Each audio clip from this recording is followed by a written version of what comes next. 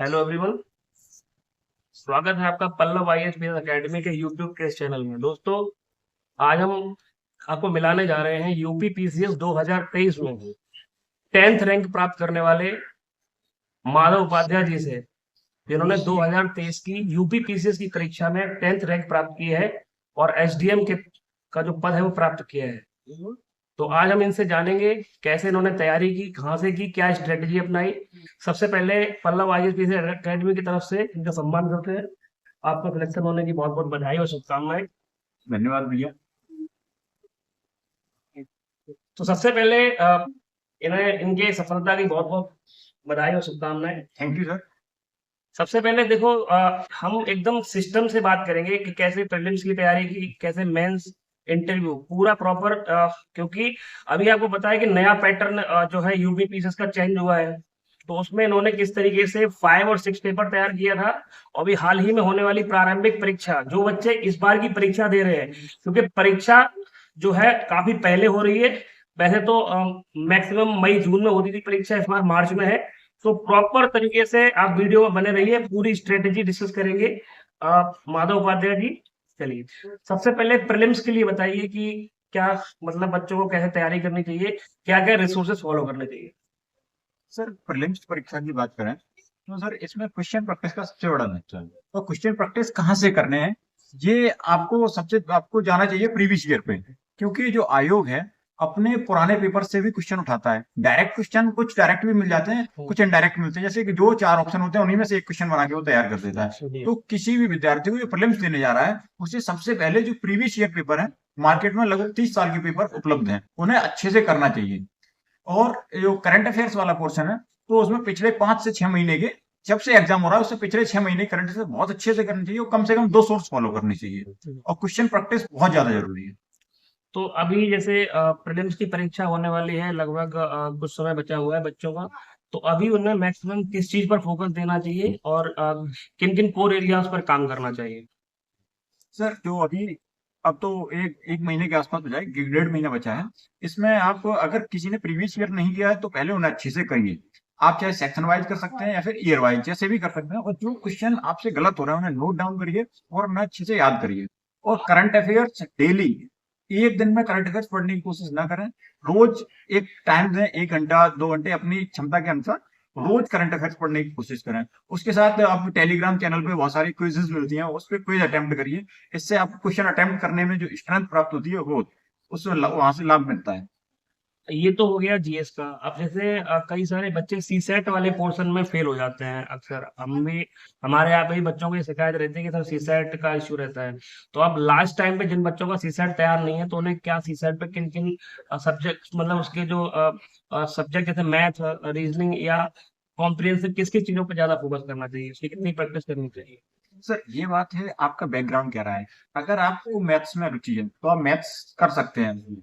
अगर आप non maths background के हैं और आपको मैथ्स पढ़ने में रुचि नहीं है तो आपको जो कम्युनिकेशन स्किल्स के जो क्वेश्चन आते हैं उन्हें अच्छे से तैयार करने चाहिए। उसके लिए आप प्रीवियस ईयर क्वेश्चन पेपर उठाइए, उन्हें अच्छे से तैयार करिए।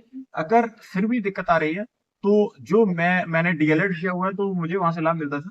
एक सब्जेक्ट रहता था डीएलएड में, एक छोटी सी बुक रहती है, उसमें वो कम्युनिकेशन स्किल की बेसिक अंडरस्टैंडिंग बन जाती है। तो आप कहीं से भी लेकर उसे तैयार कर सकते हैं और नहीं तो प्रीवियस ईयर से काम चल जाता है, कोई दिक्कत नहीं होती। एक ये तो हुई प्रीलिम्स की। अब एक भी प्रीलिम्स में जीएस के रिसोर्सेज और बता दीजिए, क्या क्या बच्चों को रिसोर्सेज फॉलो करने चाहिए। जैसे प्रीलिम्स में अगर रिसोर्स की बात करें तो पहले अगर कोई प्रीलिम्स दे रहा है तो मैं मान के चलता हूँ कि उसने एनसीईआरटी पढ़ रखी होगी। एनसीईआरटी पढ़ रखी है, उसके बाद आप सही है। जी सर, ये मैंने अपनी तैयारी की शुरुआत आपके मार्गदर्शन में ही शुरू की थी। ये अब 2017-18 की बात रही होगी। तो आपके मार्गदर्शन में मैंने जो आपने बताया था, जैसे पॉलिटी के लिए लक्ष्मीकांत पढ़ना है, साइंस के लिए आप ल्यूसेंट, साइंस की जो ल्यूसेंट आती है उसे प्रेफर कर सकते हैं। उसके बाद आप जो प्रीवियस ईयर पेपर आते हैं उन्हें अच्छे से करिए और सब्जेक्ट वाइज नोट्स बना सकते हैं, उन्हें करिए अच्छे से, वो आपके लाभप्रद होंगे। माधव हमसे 2017-18 में जुड़े थे और रेगुलर हमारी गाइडेंस में भी रहे थे। तो अब आप थोड़ा सा ये बताइए कि बच्चों को मेंस के लिए क्या करना चाहिए। सर मेंस की बात करें तो आयोग ने एक डिटेल सिलेबस दिया हुआ है पर पेपर, टॉपिक वाइज सिलेबस। कोई भी छात्र जो तैयारी कर रहा है उसे अपने पास सिलेबस रखना है, डिटेल सिलेबस होना चाहिए। उसके बाद पॉइंट टू पॉइंट अपने शॉर्ट नोट तैयार करिए आप। वो आप किसी भी सोर्स से कर सकते हैं, कोई भी बुक फॉलो कर सकते हैं। मैंने जो बेसिक बुक है जैसे लक्ष्मीकांत है उसे यूज किया, और कोचिंग के मैंने नोट्स मैंने यूज किए थे हिस्ट्री के लिए। और जो वेबसाइट्स हैं उसमें टॉपर्स नोट्स पड़े रहते हैं, वो हालांकि यूपीएससी के हुए इंग्लिश में थे, उन्हें मैं ट्रांसलेट करके उन्हें अपने नोट्स में मैंने इंक्लूड किया। और फिर आंसर राइटिंग प्रैक्टिस बहुत ज्यादा जरूरी है। और आंसर राइटिंग प्रैक्टिस में भी आप बिना तैयार किए कंटेंट तैयार किए आंसर राइटिंग प्रैक्टिस करते हैं तो उसका आपको कोई लाभ नहीं मिलेगा। तो कंटेंट तैयार करने के बाद टॉपिक वाइज नोट्स तैयार करने के बाद मल्टीपल टाइम्स रिवीजन करिए, उसके बाद आंसर राइटिंग करिए, उससे आपको लाभ हो। आंसर राइटिंग में एक दो बार तुमने भी मुझे क्वेश्चन लिख के भेजे थे, तो हमने भी उसको चेक करके भेजा था, तो उससे कुछ फायदा मिला आपको? जी सर, बिल्कुल। आपने जो एनालिसिस किया, आपने आपके जो रिव्यू दिया, उसे उसके आधार पर मैंने अपने आंसर्स में सुधार किया। और फिर मैंने जो आप मार्क्स में भी अंतर आया था, पहला जो मेंस था मेरा उसमें मार्क्स कम थे, फिर धीरे धीरे बढ़ रहे हैं, आपके मार्क्स में लागू हुआ और आप आज मैं सफल हूँ। और इंटरव्यू के लिए थोड़ा बच्चों को और गाइड करो, इंटरव्यू की तैयारी कैसे करें? इंटरव्यू की तैयारी, जो आयोग में इंटरव्यू होता है और जो मॉक इंटरव्यू होता है बिल्कुल डिफरेंट। बाहर कुछ और पूछते हैं, वो इसमें क्या है, जो भी करंट इश्यूज हैं उस पे आपकी अपनी राय होनी चाहिए।